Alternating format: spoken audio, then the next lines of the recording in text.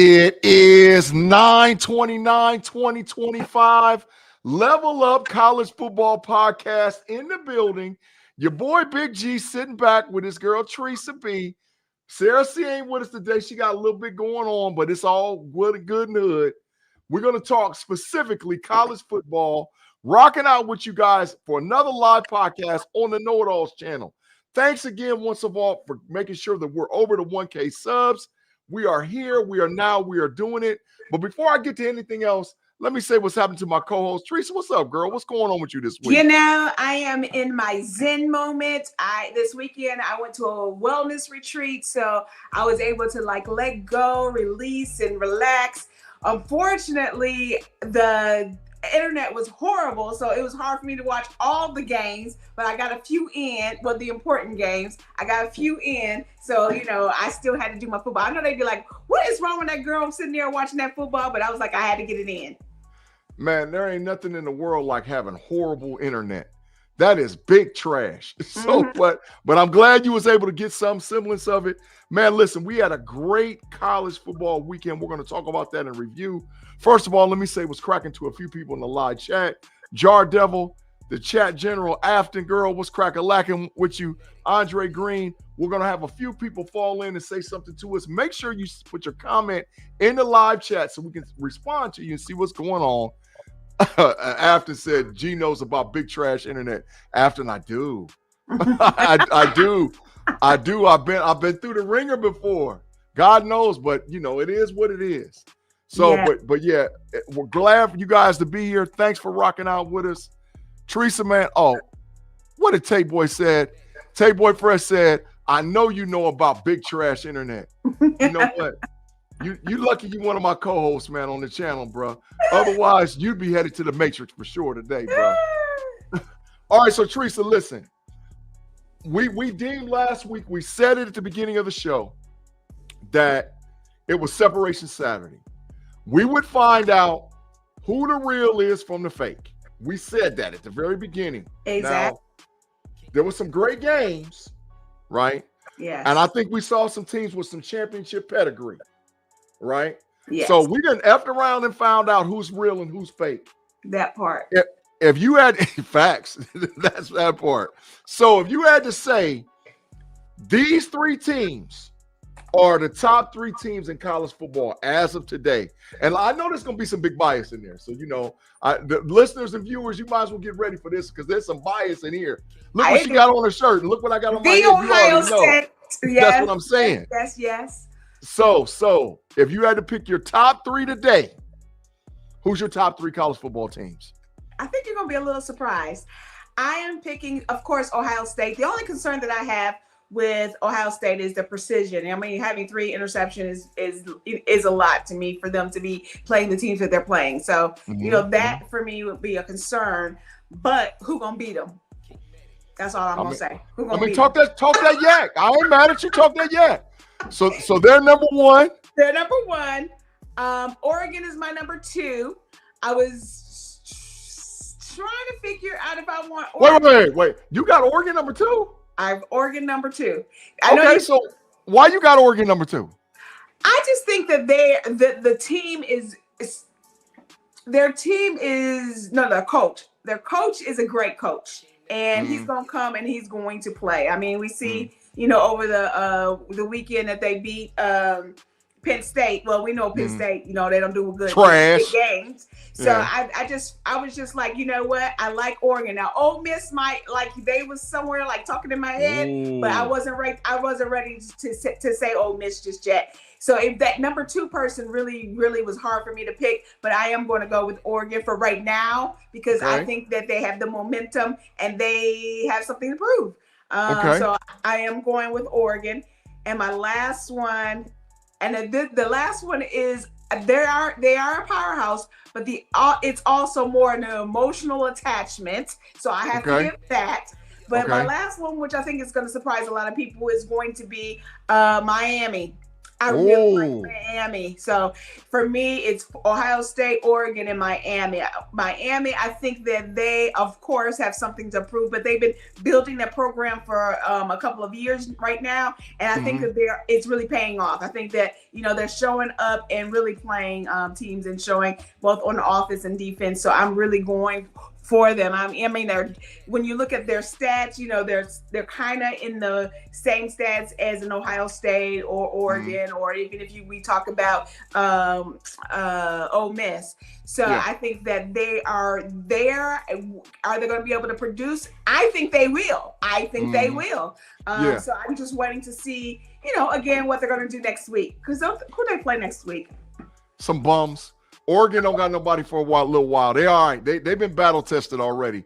And I think going into Happy Valley and winning, and in overtime, let's not get it twisted. It was a struggle. But in overtime, I see it. So first of all, let me answer this question from Andre Green. Andre Green says, Big G, what do you think about the Buckeyes beating Washington 24-6 and only giving up 6 points on defense? Dre, I'm going to just say this, that Ohio State is starting to separate themselves from the rest of the pack in the national landscape of college football.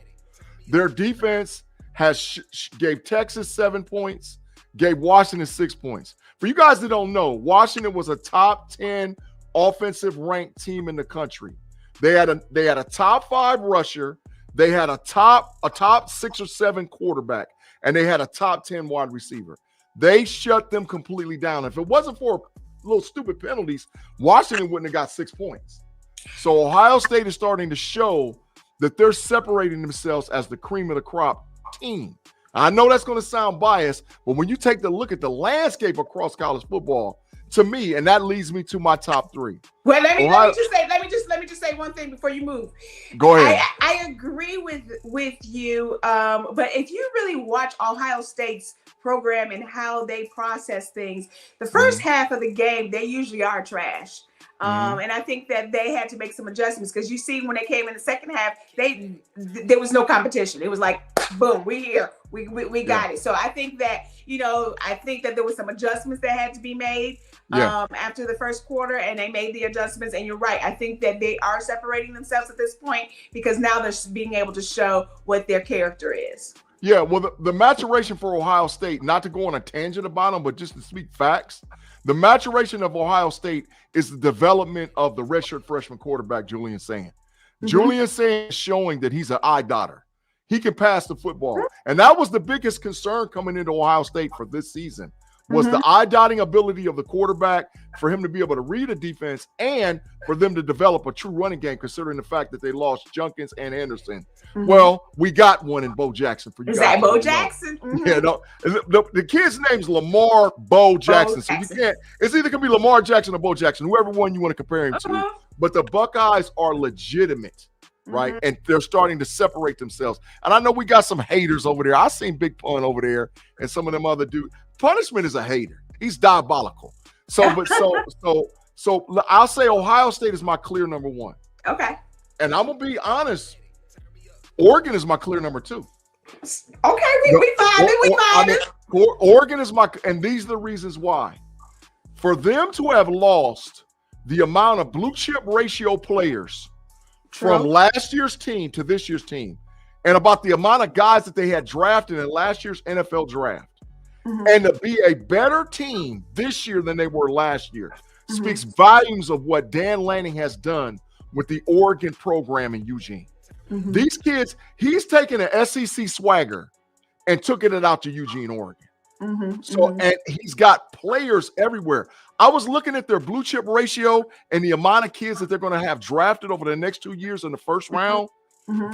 Ohio State and Oregon look very similar. And nation, country, those that love college football, if you haven't seen the law firm of Moore and Moore, Dante Moore and Daquan Moore, the wide receiver freshman number 1, Moore the quarterback, you're missing something very special.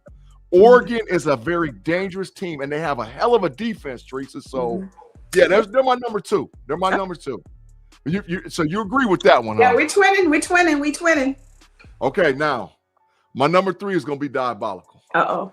Because I did not believe at the beginning of the season that this team could do it. But I've seen it with my own eyes. Okay. The Alabama Crimson Tide is the number 3 team in the country. You think Alabama? The Alabama Crimson Tide. When I saw them get blown out week 1 against Florida State, I was like, they're done. Mm-hmm. Listen, the head coach of Alabama University is not messing around. He's not trying to F around and find out if he's going to be on the chopping block from coaches. Mm-hmm. He's got those boys playing. And I'm going to tell you something. Ty Simpson is the real deal.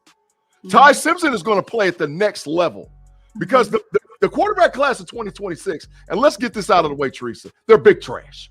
They're absolutely horrible. There's no dog quarterbacks in there outside of Lenore Sellers to me. But Ty Simpson has shown that he's better than some of these Drew Allers, these K Klubniks, these Nussmeyers. He's showing that he's a better quarterback. And let's not play. Georgia ain't nothing to play with. So when you come and you beat a Georgia, I mean, I can see them, I can see your point.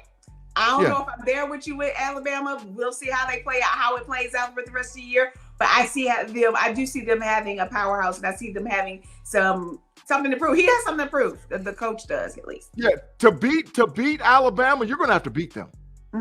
I saw them walk into Athens, Georgia, and like say, "What's up?" Exactly. They did. Look Georgia in the face and say, "Look, what's up? Exactly. What's up?" So they're not to be played with. I think they righted the ship. I don't look for Alabama to lose maybe one more game, if maybe one more. But I think they can win out. I think Alabama can run it all the way through, run it to the SEC championship game, and might be holding up that trophy at the end of the year. I think Caleb DeBoer's done righted this ship. And when I look at their schedule, I glanced at it earlier today. When I looked at their schedule, they have some powerhouses to beat. I mean, their schedule is not anything that's fake news. Rob Lightfoot, that's bias and that's not facts, Rob. Alabama's you lucky. Alabama and South Carolina play later on up the road. So we're going to see. And they're going to show you. Now, listen, I'm not dogging Lenore Sellers. I think if college football ended today, Lenore Sellers would be the number 1 overall draft pick. Just based on his quarterback pedigree, and that quarterbacks always go first. But the quarterback class of 2026 is trash. So I look, and you can be a hater if you want to, but Alabama Crimson Tide right now is the cream of the crop in the SEC. Okay. Whether they want to, they better than Georgia. They already done proved that. LSU showed you that they can be had. They fugazi. South Carolina already done got popped already. Yep. Texas, you know what they looking like. So come on now. We're going to speak facts. And I don't like Alabama. I can't stand it. I can't stand it when people be talking about roll tide and roll this and roll. They the truth. They the truth. Yeah. They play Vanderbilt this week, so we'll definitely see. They're going to beat the living hell out of Vanderbilt. You think so? You don't think it's going to be We're going to get to it in our preview, but Theresa, they're going to beat the living hell out of Vanderbilt. Okay. They're going to beat the living hell out of them. So all right. So we've identified the top 3. Okay. You got your 3. I got my 3. We're right. Well, I mean, we're connected on 2 out of the 3. All right. Who's the biggest disappointment this season? Who are you saying, like, at the beginning of the year, you knew for sure that they could do something, and now they out here big trash? Who is that for you, Theresa? Who is it? That I believed in. See, I have to change it up because I thought it was one school, but I think I'm gonna have to say Georgia. Oh, listen, damn, you threw him under the bus already, Theresa? Wow. I mean, I ain't mad at you. I'm not mad at you. I am not mad. Because I really thought going into this game they were going to win, and I thought that they were going to show more, in the defense and offense. And even though it was a close game, I just thought that they were going to be the closer. And not to say that they might not. I mean, that they might get in. They might. But for me, they're just looking a little bit disappointing for me. Yeah. Hey, pun. There's some validity to this. He said if Saban doesn't retire, Downs is saying is at Alabama. No Downs, no LSU Landy last year. No Caleb Downs, that's facts. But Thank you, Coach Saban. We appreciate the deposit exactly. of Julian Sand and Caleb Downs. Exactly. We appreciate the deposit. We thank you. We thank you, Coach Saban, but that's some legitimate, because if Saban would have been rolling right now. Saban would have been totally rolling by now. But I think that's why I'm saying they got their swagger back and they're in the top 3 for me. So Pun, that was a good comment. Good way to look perspective and be objective, not subjective. Now, Theresa, you say that it's Georgia. Okay. Mm-hmm. My big trash team is the Penn State Nittany Lions. I wanted to say Penn State, but I was going to say Penn State, but at the beginning of the year, I didn't feel like they were going to do anything. So I can't say they were going to be a disappointment because I never really had the for them. So when they were number 2, I was like, 2? Why are they number 2? Like, I don't get it. This was my reasoning, because at the beginning of the year, I said there was 8 teams that could win the national championship. Okay. Clemson is one of those teams that's been completely eliminated out of there, right? Based on now, Penn State has not played anybody until they played Oregon. Oregon. And when they played Oregon, Drew Aller looked like a average 2nd, 3rd, 4th round quarterback. Drew, for ladies and gentlemen, for you guys that don't know who Drew Aller is a 5th-year senior at Penn State University that still cannot throw the ball vertically. Drew Aller is a kid that cannot read a cover 2 defense, because that's why they lost. They gave him a man look. The outside linebackers dropped into cover 2, and the rest is history. That there's no way that should be happening with a 5th-year senior playing quarterback. That in many people's books, they should be the number 1 team in the country. It's unacceptable. And so because some folks say it's James Franklin, some folks say it's Drew Aller, I think it's a combo meal. James Franklin can't win a big game, and Drew Aller is making mistakes like a freshman. I can see him saying made the mistake, but Aller? Exactly. No. Exactly. Claude, me and the diabolical arch nemesis Claude done agreed again. Listen, y'all, I'm telling you, the end of the earth is coming because me and Claude been agreeing too much lately. The diabolical one, you right, Claude. You right. He said it's more like a pedestrian state, not a Penn State. That's facts. I agree. That's facts. They can't do what they used to do. Well, matter of fact, they ain't been relevant since Saquon Barkley left. But I know the national media. Drew Aller, stop it. They're not for real. Kind of reminds you of Manning right now. Yeah, trash. I mean, he's not. Listen, let me say this. And I got into an argument with one of my co-hosts on another show, and he said that if that draft started today, Manning would be a 1st-round pick. I told him absolutely.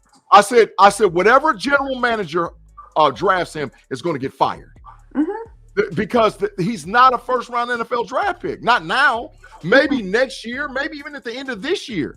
But if the season ended today abruptly, it's over. He's a 2nd or a 3rd-round pick. They're not legit. That's correct. Arch is not ready. And you're gonna listen. This is gonna be one of the games we're gonna preview. We're gonna get to this in a second. Okay. But Florida play Texas. We really gonna see a lot about Arch, because regardless of the offensive struggles for the Florida Gators. Florida got a real defense. They got a real defense. We'll get to it. We'll get to the preview. All right. Now we got to switch gears, but we're still talking about the big trash team. Okay. The team I was talking about. James Franklin. Theresa, we got a problem. Right? Is he on the hottest seat in the country to be removed as a head coach of a power program? So I would have said yes, and I was putting him on the same table as Sweeney. But me and my cousin, which I thought he was gonna jump in with me today, we had a discussion. He said, Theresa, first of all, before Franklin, all the scandal that was going on in Penn State, he came up and cleaned that up. That was one thing. Second of all, even when we played Penn State, it wasn't like, okay, we're about to play Penn State, we got to get our heads in the game. Now, at least when you see Penn State, you got to put your head in the game. So I'm not saying that he's not doing what he needs to do. I think that, we're trying to put him at a level of Ohio State, and he might not just be there yet. And I think that is it ready to cut him off? I'm going to say no, because he's working the program. I just think that he needs to. I'm not for sure what he needs to do to get on the level of Ohio State or the level of Oregon. Just that mind state of winning big games, because that's what's downfall. If he was beating us, I think this will be a whole different conversation. If he beat Oregon, there would be a whole different conversation. If he was going to beat a Michigan or Ohio State, it would be a whole different conversation. So I think that's I think I have to give him a little bit of a pass, because I think that he needs to figure that out for himself. Now, if he can't figure that out, that's one thing. But Penn State was never a school that was like, okay, we got to beat Penn State. We got to get our head in the game. So I think that when I look at it from that perspective, I think that Sweeney is the person I would be like on the chopping block for me. Yeah. So I had to really think about this, and I was like, okay, is this the normal with higher expectations for James Franklin than we have for other people? Because the reality of it is James Franklin is 5-21 against top 5 teams. He doesn't win games, right? The reality of it is that James Franklin took a program that was totally decimated from the scandal of Coach Paterno, and has turned them and made them relevant. The reality of it is they're legitimately a top 3 or 4 program in the 16-team Big Ten. The reality of it is Penn State will have an opportunity to make a playoff appearance normally every year under normal circumstances. So I that's why I had to move away from James Franklin and say, was he the coach under the most scrutiny? I like what you said about Dabo Sweeney. I think that Dabo is under some scrutiny. Yeah, he's diving. I mean, and this could be the cake right here this weekend when they play North Carolina. I mean, because, Bill Belichick, even though they need to have the horses, it would be nothing more but a badge of honor for him to come in year 1 and whoop Dabo Sweeney from North Carolina. Right. But I don't think it's Dabo, and I don't think it's James Franklin. Okay, who are you thinking it is? The number one coach that's underneath the number one scrutiny, and I think he'll be the next coach moved out of his position, is the coach of Wisconsin, Luke Fickell. Oh, he has disappointed me. Yeah. I mean, because he went from Ohio State, Cincinnati, and now Wisconsin, and you think that he's going to get better, and he's not getting better. I kind of agree with that. It's disappointing, because I don't even think about him anymore. And when you watch them play, it's like, what is going on? What are you doing? What are you calling? Like, so I understand. I would have to agree. I see the diabolical hate that you have for James Franklin. And by the way, Theresa, I know you don't know, he's a big Penn State lover. Oh, so he loves his program, and I understand he's saying that Franklin ain't the coach, but he can't be because the expectation is too high. But for Fickell came into Wisconsin taking over a program that had Big Ten championship games appearances. Yes, he came into the program, and they were going to Rose Bowls. Yes, they have been in a short, fast decline for years. But he did that with Cincinnati and Ohio State. That's why he didn't get to stay at Ohio State. So correct. They had an up year, and it might have been that he had the recruits before, and then once those recruits left, he has shown that he has the inability to recruit and maintain that program. And let me tell y'all something. Those folks in Wisconsin ain't playing this. They're not playing it. They will move on from him quickly. Now, I don't know what the conditions are for the buyout for him, because I know he's got a lucrative contract, but I think he's next. I mean, if I had to say, my 2 guys are Billy Napier at Florida and Wisconsin, Luke Fickell. I think Billy Napier might have an opportunity to get a big win this weekend and shut everybody up. But on the other end of the spectrum, I don't see where Fickell can do it. I don't see it. Yet Tate, he did get to the Natty at Cincinnati. He did. But that was on somebody else's dime. He didn't recruit those guys like Kobe Bryant, guys like Pace, the middle linebacker for Minnesota. He didn't recruit them. That was on somebody else's dime. That wasn't his players. But once his players got there, Cincinnati, he showed major struggle. Major struggle. Right. So I think he's next man. He's next man out, in my opinion. I agree. Okay. All right, so Theresa, those are the hot topics. Those are the hot items. And oh, by the way, and I want to make sure everybody knows and understands, on the Level Up podcast, we said that it would no longer be an undefeated college football team to win the national championship. We also said, and we've said this weeks and weeks ago, that coaches will be eliminated. They're not going to mess around. They're not going to wait. By the way, for you guys that are keeping record and keeping receipts, 4 Power 5 program coaches have been fired. UCLA, Oklahoma State, Mike Gundy, and I don't know who the hell they're going to get in there. Vatech and Arkansas. That is unprecedented by week 6 that those coaches have been removed. Teams are not messing around. If they feel that there's no way that they can move forward concerning the program and become relevant based on the amount of money that's being poured in these programs, it's adios muchachos for you. It's adios. And I'm telling you, now, before the end of the season, 4 more teams, their coaches are going to be gone. There'll be 8 coaches gone even before the season ends. They can't wait. Recruiting matters. Getting players in matters. Satisfying your boosters matter. Satisfying the NIL collective matters. Listen, you can't wait. You can't wait. And so, Theresa, that's why we picked this topic, because I think there's 4 more. There's 4 more that's gone. You're probably right. I agree. Yeah. I totally agree. All right, so big recap from last week. Who took the BTA, Theresa? Oh, let me see. My boy Tay Boy Fresh did me a solid. Let me find that graphic he did. Listen, I laughed so hard when he played it last week because he added some stuff to it. But we got a BTA in here, so check this out. Who took the BTA? Your ass is mine. What you let me for? You got knocked the fuck out, man. Beer whipped your ass. Yeah, who took that BTA last week, Theresa? Who like, Penn man? State, of course. Penn State got overtime loss. They took the BTA. I think so because I think they should have won it.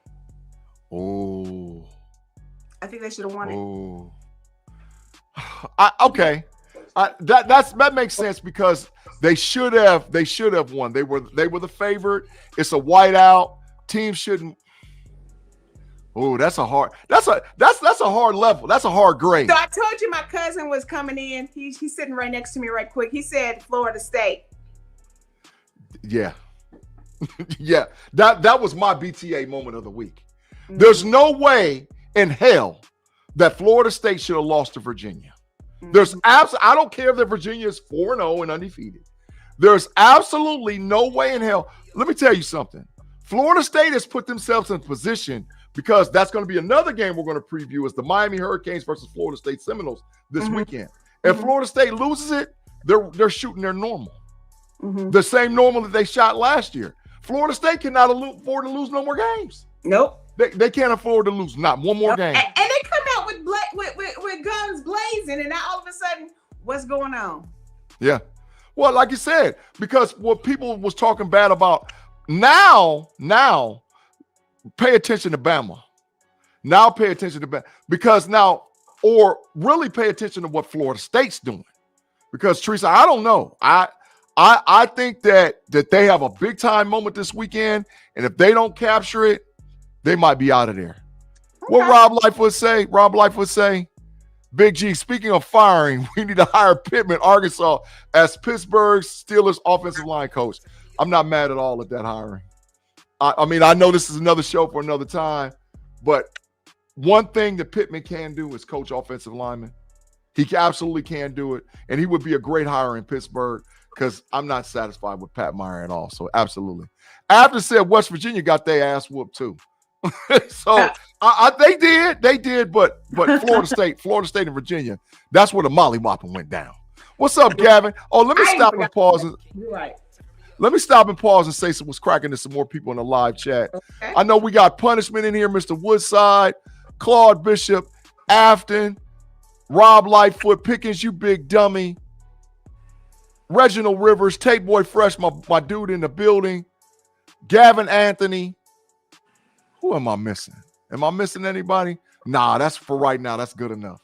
All right, so we're to the time when we got to start talking about next week's preview. All right. Now, remember we told you every week there's going to be some good games, right? So we had a Pinnacle separation Saturday. This is the aftermath. And then we rev it right back up again next week. I think, Theresa, there's 4 pivotal games for this weekend's competition. 4 pivotal games. Game number 1, we talked about it in already. The Texas Longhorns got to go to the swamp and play the Florida Gators, who I think are fighting for Coach Mike Norvell. Billy Napier. I think they're fighting for Coach Billy Napier. Theresa, what are you thinking concerning Florida and Texas? And now I'm gonna say this too. Arch, with all them shenanigans, him running over a little small school off defensive player and looking down at him. Where was that against Texas, bruh? Against Ohio State, bruh. They're ready, but I think they're ready for Florida. Nah, well, we're gonna see. So what you got concerning highlights or lowlights for the Texas game? I'm upset because I don't know. Just like you talked about Florida, I don't know if Florida has what it takes to really handle them. So we'll see what their defense will do. But I think definitely, it might be an upset. So you like Texas going into the swamp and getting a victory? Yeah, I am. I think it's going to be upset. Okay, I'm going to say this. DJ Langway is due. DJ Langway's confidence is totally shot. Totally shot. It's not that he doesn't have the acclimate, and I think he's injured. But the Gators are due. The Gators are due. I think that Texas has the moxie. Texas has the swagger. But I think Florida's going to fight them for everything that they got. I think they're going to fight them with everything that they got. That is something. The passion does come in and help, but we'll see. Overall, let's see for the upset. Going into their land and showing up and seeing what they're going to do. Because they both got something to fight for. Yeah. Well, because it's Napier, if he loses this game, he's fired. They'll fire Billy Napier in the next 3 or 4 weeks. If Sarkisian loses this game, I think their window to make it to the college football playoff closes. Because they still have Georgia, they still have Texas A&M on the schedule, right? And those are definitely losable games. Yeah. So I just got to be honest and real about it. I think Florida's due, but I think because of the amount of athletes that Texas has, their blue chip ratio is unbelievable. I like Texas to go in the swamp and win, but it's going to be close. It's going to be close. Okay. And I wouldn't be shocked if Texas loses. I would not, trust me and believe me. I agree. I would not be shocked if Texas loses. I don't know if Arch Manning is that. I don't know. Because, Theresa, let me say this too. This is what I've been hearing. Oh, he's got his moxie back. Oh, he's got his swagger back. Oh, he's ready to go now. He wasn't prepared for Ohio State. It was on the road. It was his first start. Well, he's been at home playing against subpar teams the last 3 weeks. Of course he's going to look better. Now he's got to go play another real team that's got blue chip ratios and guys that will be playing in the NFL in the swamp. That matters. It does. That matters. It does matter, but we will see. I think it's going to be an upset, though. So you like Texas. I'm going with Texas. I'm going to take Texas 27-24. I'm going to take Texas 27-24, and I think they score late to win. I think they score late to win. I think Florida's going to give them everything they got. Oh, yeah. Florida's going to give them everything they got. This is it. They realize and know that their coach is done if they drop this game. Exactly. And that means a lot, too, because that also means that DJ Langway might walk out the door from the transfer portal. Because now they're fighting to become bowl eligible. I was looking at their schedule, and I'm like, where do I see 6 and 7 wins? So this means everything. This means everything for the Florida Gator program. And they're going to fight them with their life, but I just think that there's too many weapons on Texas side of the football to not walk out of the swamp without a win. Well, let's see. Let's see what Texas Afton said. Take the pressure off that boy and let him come all along. He needs time and adversity. Yeah, Arch Manning really does. He's not NFL ready right now. Not ready.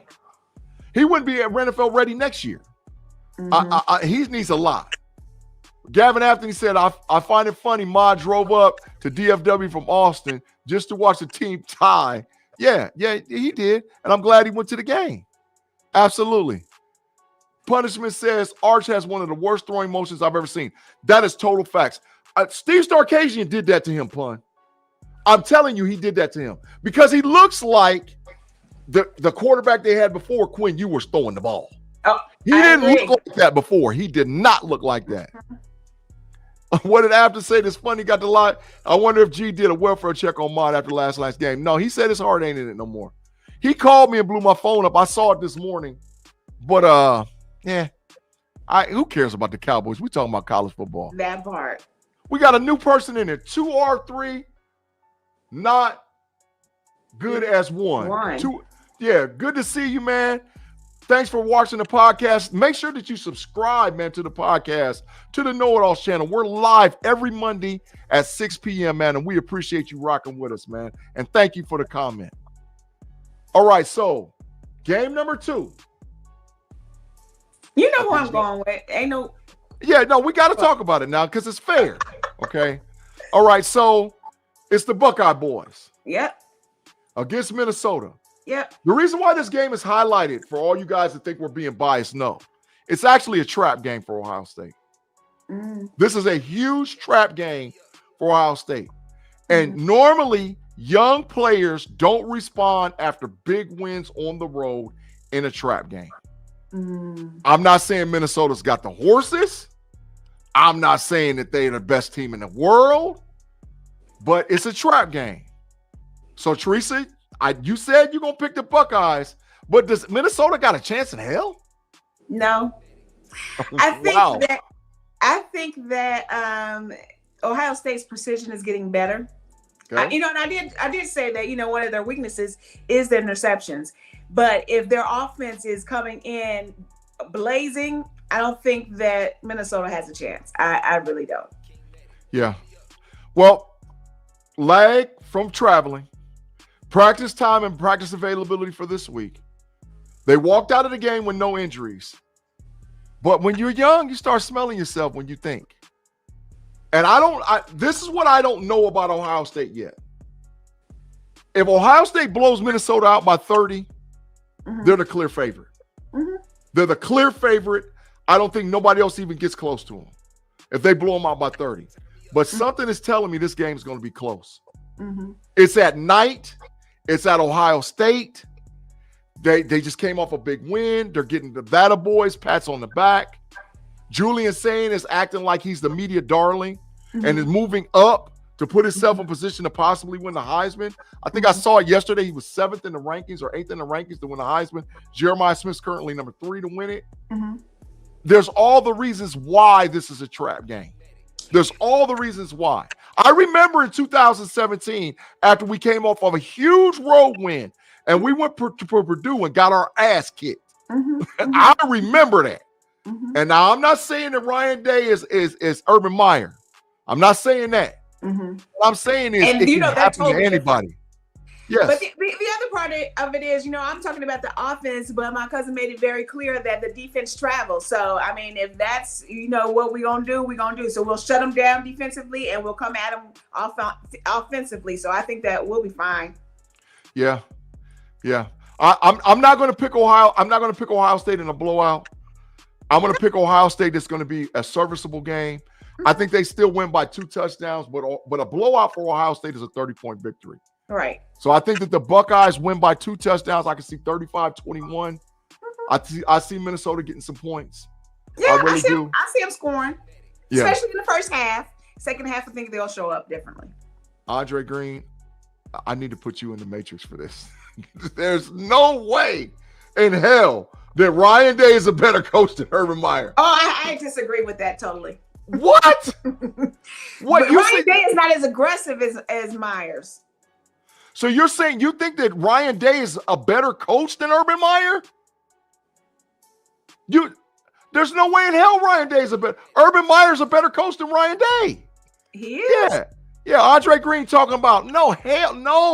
Urban Meyer never lost to Michigan ever. Now, that's delusional. Yes. Ever did he never lose? Even when we thought we were supposed to lose, we didn't lose to. Yes.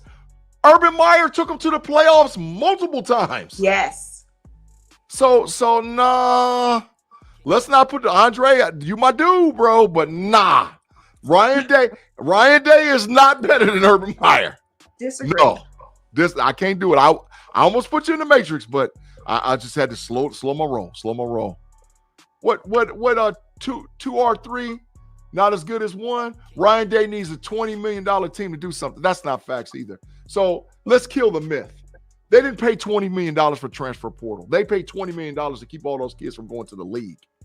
You see now what Emeka Egbuka is doing in the NFL. Exactly. You see, all of them could go that year. You see what Quinshon Judkins and Travion Henderson are doing in the NFL. You see what Lathan Ransom's doing in the NFL. Right? You see what Jack Sawyer and JT Tuilatue is doing in the NFL. No, they had to retain those kids because those kids were out of there. So they didn't buy a team. They just retained what they had. All right? What do you say? Urban Meyer lost to Purdue and Iowa, Big G. Okay. Who Ryan Day lost to? Michigan. Michigan. He can't beat them. Michigan. He can't beat them. He can't. He done showed it the last 4 or 5 years in a row. And he lost to Oregon. Yeah, I'm gonna kick facts. Well, I ain't worried so much about Oregon, but I'm just saying in that particular game, it was coaching that lost that game, not the players. Yeah. He can't beat Michigan.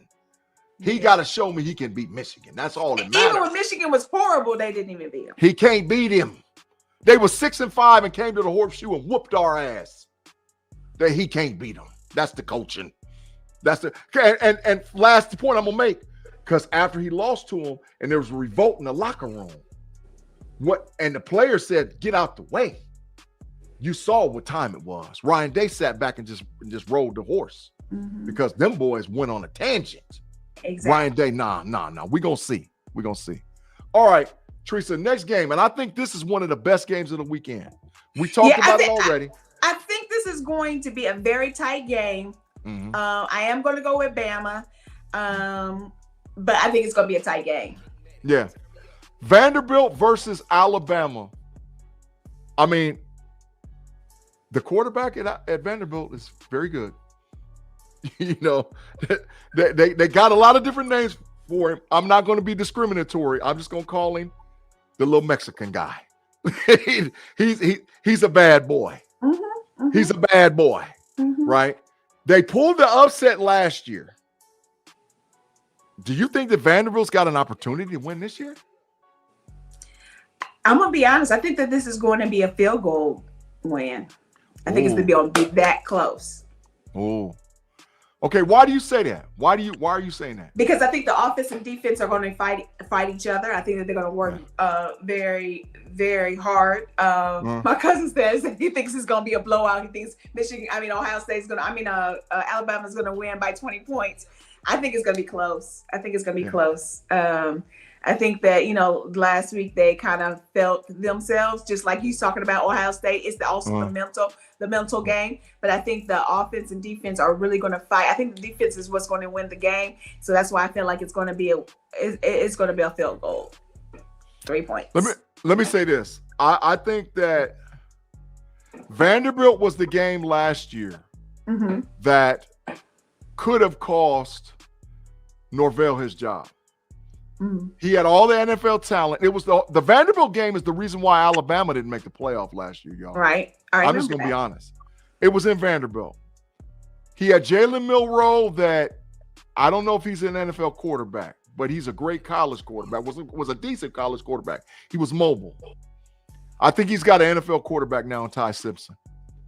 Now, I will say this. Ryan Williams, what the hell is going on with you out there in Alabama? You dropping touchdown passes, dude. You're supposed to be it's supposed to be Jeremiah Smith and you. Dog, you tripping. So if Ryan Williams has a performance like how he had last week, could it be close where he drops 1 or 2 touchdown passes? But I don't think he does. I think Alabama wins on a rout. I think Alabama, and this, by the way, this is a top 20 matchup. So Alabama is currently ranked number 10. Vanderbilt's ranked number 16. If Bama wins this game in a blowout, Bama moves into that echelon where now we're talking about, okay, who's the number one team in the SEC. I'll just say this much.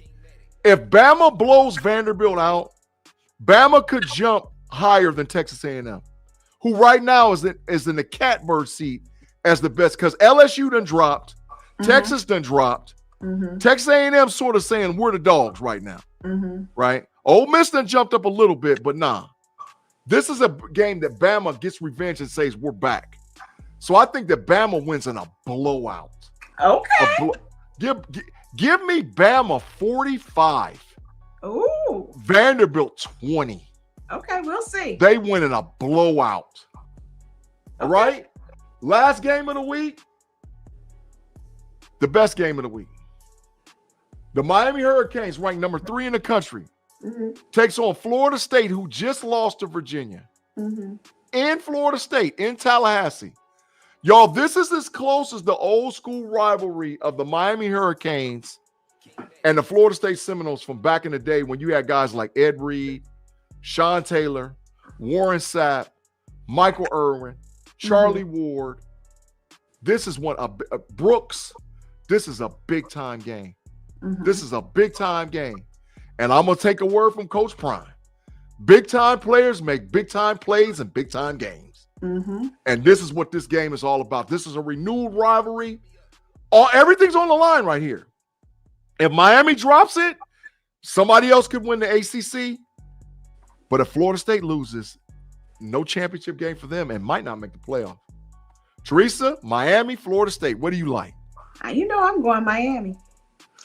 I think that Florida State, I mean, the game that they just had, it was a blowout, but it wasn't a ranked team. I think that when they play ranked teams, it is a challenge. Do I feel like they have a momentum? Do I feel like their offense is awesome? Yes. But I think that Miami is a little bit better on both sides compared to Florida State. And I think that Miami is going to take it this time. So I'm going to say this about Florida State. They beat themselves against Virginia. Florida State had a few errors. That Vanderbilt's first 2 touchdowns was based on turnovers from Florida State. They don't turn the ball over. That game's not even close, right? And on the road, momentum has a way of doing it. And I think that Florida State's pissed off. Colastados, the quarterback from Florida State University, that little fella the real deal.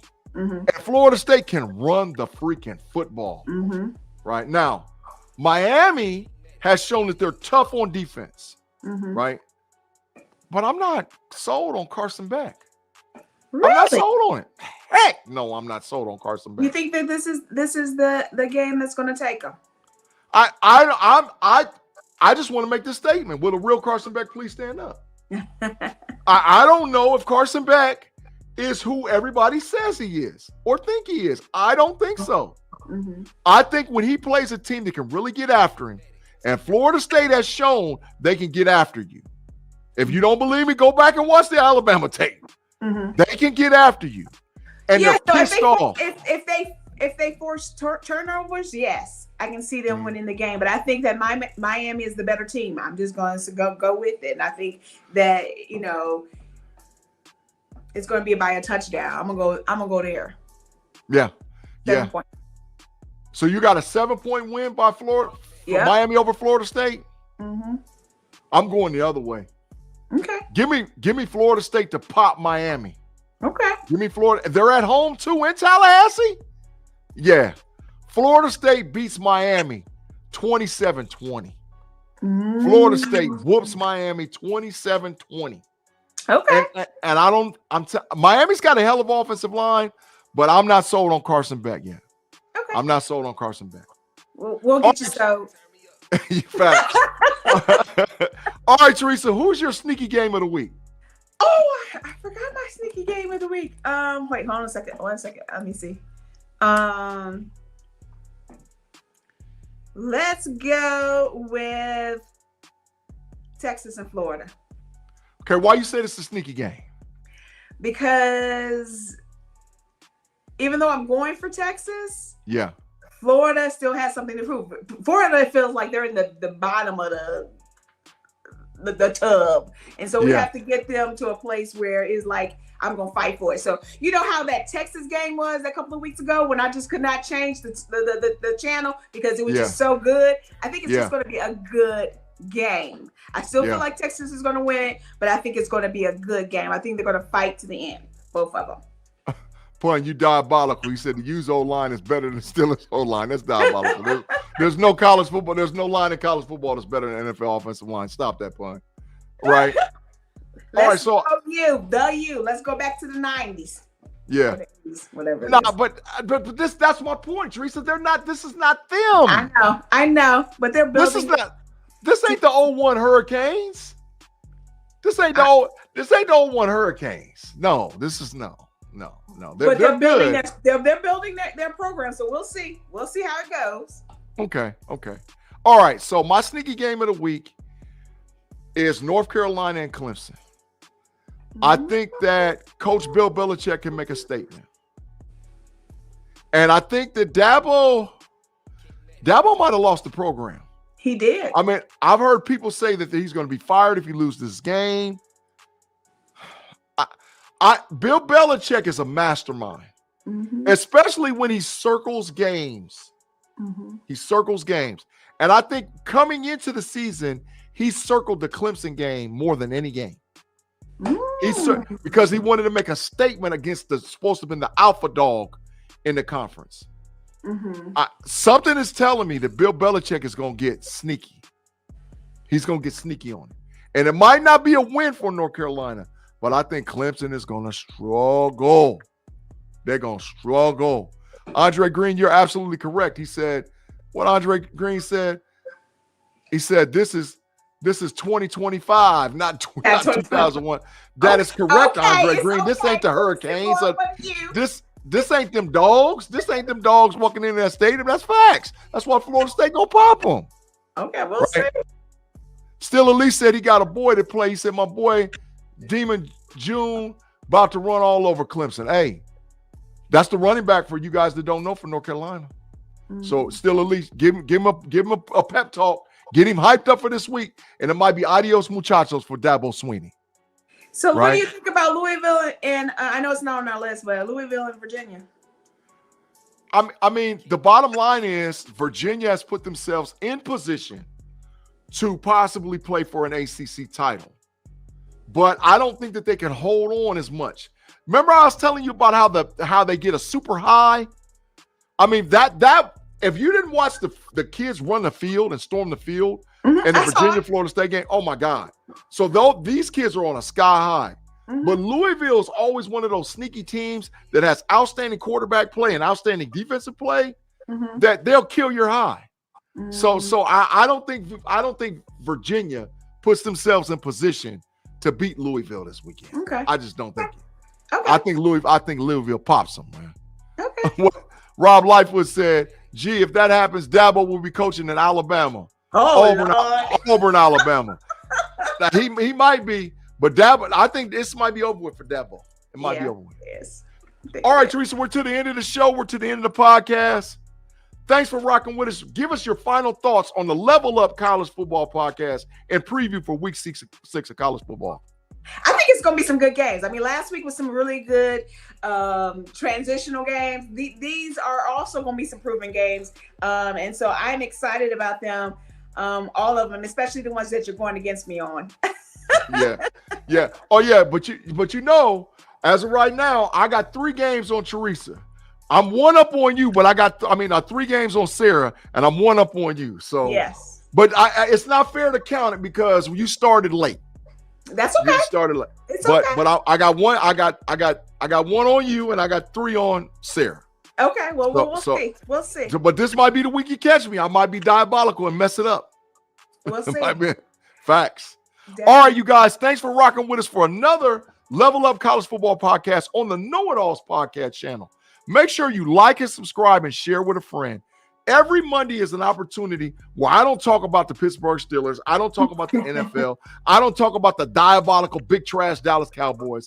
I go with my co-host, with Miss Theresa and Sarah C., and we talk about college football. You can find us live at 6 p.m. Eastern Standard Time on the Level Up College Football Podcast, wherever you get your podcasts, audio, Spotify, Google, Apple Podcasts, wherever you get it. But we'd rather have you come here and sit with us in the YouTube channel, get your comments in, talk with us, and engage with us. As for my co-host, Theresa, and for me, Big G, and my girl, Sarah C., we'll see all you guys next week on the Level Up College Football Podcast. All right.